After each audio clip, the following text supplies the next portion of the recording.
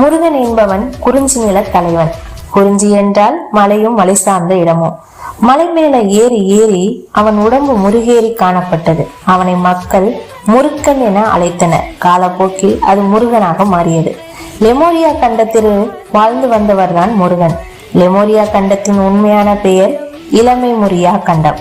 இதுதான் காலப்போக்கில் லெமோரியா என அழைக்கப்பட்டது. இந்த கண்டம் கடலில் மூழ்க தொடங்கியதை அறிந்த முருகன் சில மக்களை காப்பாற்றி இலங்கையின் தென்பகுதிக்கு சென்றார். அப்போது இலங்கை மலைப்பரப்பில் பறையர்கள் மற்றும் குறவர்கள் இருந்தனர்.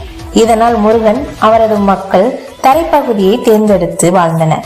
அந்த மக்களுக்கு முருகனே தலைவரானார். முருகர் தன் மக்களுக்கு எப்படி உணவு அளிப்பது என்று யோசித்து அவருக்கு உதித்ததுதான் உழவு தொழில். உழவு தொழிலை முதலில் கண்டறிந்தவர் முருகப்பெருமான். பெருமாள் என்ற சொல் வர காரணம் தமிழில் மால் என்றால் கருப்பு,